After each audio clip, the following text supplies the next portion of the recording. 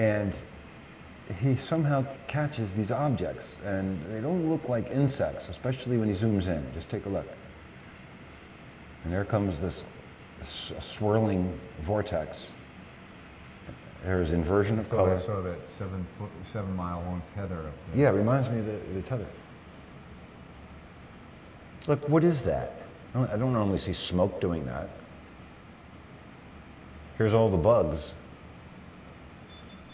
They're all round. I don't see any wings flapping. And a lot of them are going in doubles. Why are there pairs of them? Is that a product of video? Why is those two dots going together? So can someone help us out with that? Is that a product of the video itself when you see doublings when you go slow? So this is the sun blocking technique. Yes, there would be a video anomaly. Okay, let's go to the 617. This is my footage again I want to share with you, where I caught 3 orbs. There's one. I caught like 20 that night, but this is the 3 good ones. There's another. Just show you how they kind of morph, and it's zigzagging. I'm trying to follow it, and it curves around in front of the closet door, and then we see it again on top of the bed here. Right here, it appears, does a bend, goes up, and disappears, and that's real time. Okay. Just to show you, these are different scales of a similar phenomenon. Now, this is underwater, the Gulf of Mexico. This is stuff, okay, that's a tentacle that's just flapping there. You'll see it's not connected to an animal, which is kind of weird. I love some oceanographer to call us and tell us what they think of this footage. Like, what is this stuff? Go full screen, please. Let's look at the stuff that's whipping by here. When these things whip by, they leave little trails of dots. That thing just zigzagged twice. We're gonna zoom in on that. Now, there's a little fish type of thing, but this is the some type of hardware about 500 feet down. This little thing coming up here does a zig, and another zig, and another one. What's up with that? And then when we zoom by, there's just these little blobs. They don't seem to have tails or any details. And they leave little dots behind. I want to know if that's a fragment of the video or real stuff, because we're going to zoom in on some of those little dots that are left behind, and they seem to drift as if they're real things in the picture. And if that's the case, we have some bizarre stuff. There's the shape again.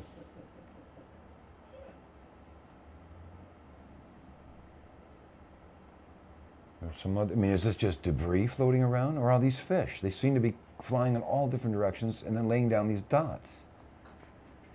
Could someone explain this to me? Other dimensions. What type of camera is that? These are the devices that are down there doing different works. And you can see here, look at the trail, look at the connectedness of some of the multiple dots you see. So I'm showing this to compare this to the stuff we saw in Earth orbit, you know, inside a lunar module. Look at these things. They're kind of connected, but they're not. And they're all independently got their own little movement going on. And now some of these things we're going to go right into the ground, and then they'll bounce back up.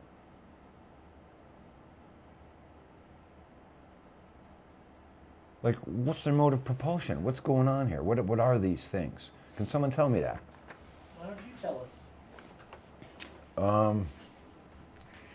Okay, we're down to 10 minutes here. We got a couple of calls. We have, if any questions you guys have in the studio for any of us here on the staff, on the panel, we may have to go on to my painting class, my first art class for you.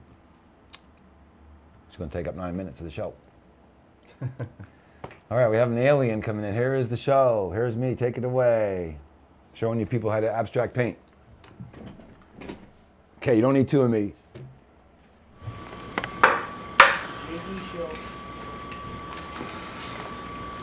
Thank you all for watching this week. It's probably going to go to the end. We're going to come back next week. It's always good to warm up a little bit before you do any type of sensitive work. Ow. Thank you all for watching. Hope it was entertaining, and we expect to see you online and here next week. And we expect you to watch every video. Wow, that was Now, what we're going to try to do now is let our mind's eye kind of hallucinate a little bit and see something that's not there. By that I do not mean, what do I think this is, and then let's pretend that that's what it is. No. That's for kindergarten. What I mean to do is say, what else would we like, what change would we make to this? What change does my will determine is necessary to achieve more harmony or balance or stimulation in the piece? And at that moment, I ask the question, I expect my cerebral cortex to allow momentarily the eyes to kind of relax and allow the third eye to command the brain activity by suggesting what will go into place, and to actually be able to see it for a fraction of a second. So all that's necessary is to see it in your mind's eye in order to execute it. We'll demonstrate by me doing this technique in real time for you now as I take on this, which is virtually a finished piece. I'm sure many people would be fighting over ownership rights to this right now. But I'm willing to say I see a big change that can occur that I hope is for the better. Otherwise, the buzzer goes off. You know, the wrong, and I'll meet you over by the sink, and we'll rinse it all off, okay? Now, we're going to do it. Now, if we just pause for a moment.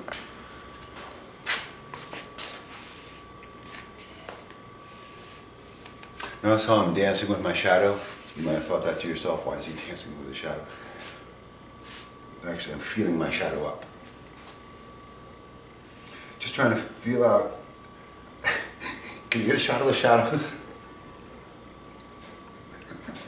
I guess normally I use a couple of light bulbs, but we have about 6 on right now, and I'm getting quite a few shadows of my hand.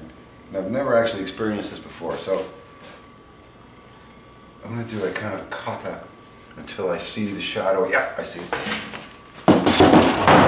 Just, you know, sometimes you just know exactly what you want to do, and you don't need to think about it other than to say, will I use barn red or maroon? So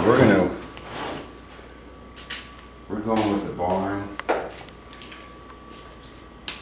Sometimes you feel a little bit of dread before you do a big motion like this.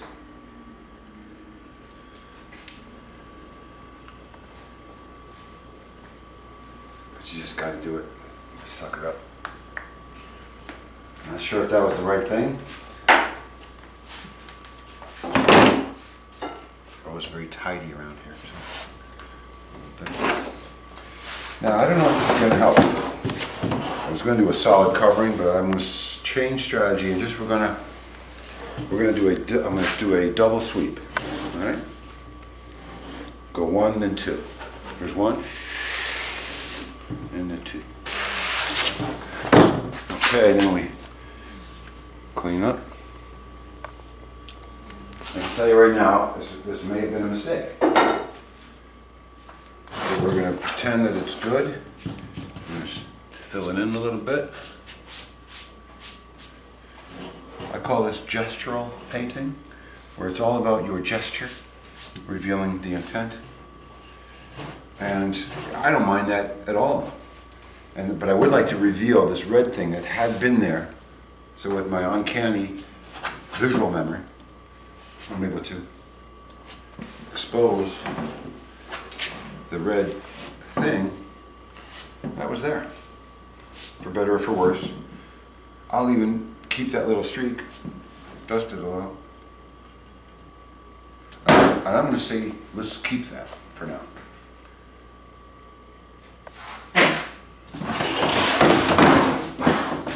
Now, how do you top that? John, you might ask. Well, you got to balance it, my friend. This is why we're going in for, I'm going to do a double shot. Ready? Double shot.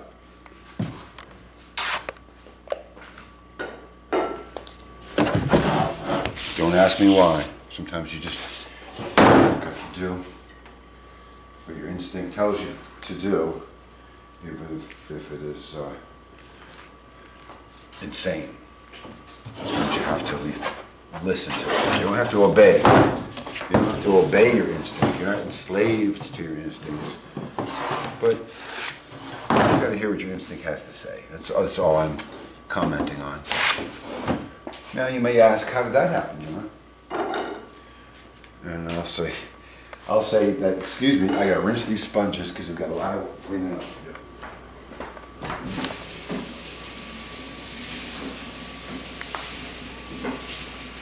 Stand by a minute, hold on.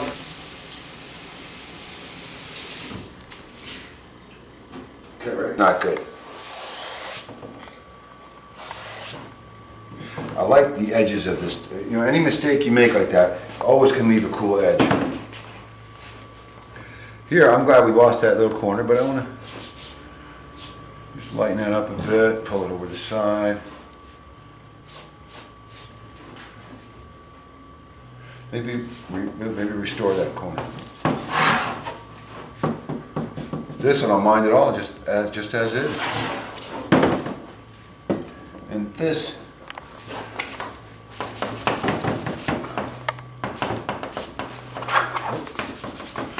always watch out that you don't get the impressions of your wooden frame coming through the canvas as you rub. So you put your hand behind, push out a little bit, control the tension. So now, I'm saying to myself, that's a little bit of a hard edge. Let's soften that, Johnny. So, let's do it. Just a little bit softening. Reveals the original orange undercoating. That's why we undercoat it with orange, because it's a beautiful glow that comes through. Right? It's a little bit more, oh, it's even better. See, that's what you want as an artist. You want to be feeling like whenever you do something that you think is just nothing and it makes it look better, then you feel like, wow, I'm an artist. Okay? And this is what this is all about. You want to feel like you're an artist. And you want to control this. Even if you mess it up, it doesn't matter because you're an artist. You're making it better. Again, I need some more sponges and getting a little messy here. All right, people, I think this is a little heavy here. Should I soften this up? We've got to just match everything else a little bit. So, you know, you do the best you can with these things. Each one's a little work in progress. And you might say, man, we lost that original rip, that beautiful red rip that was going through here. So let's bring that sucker back. And as we do that, we spread the red around a little bit and contribute to some of the other variations. We need variations in this. See? Bring some of that red through there, just like Bill Ross. Push some of that red through there. But instead of little trees and happy things, Johnny's world is a psychedelic, chaotic nightmare. Bob Ross. But there's beautiful colors there. So it doesn't matter what these things look like to you. To me, they are archetypes of an infinite voyage. Go.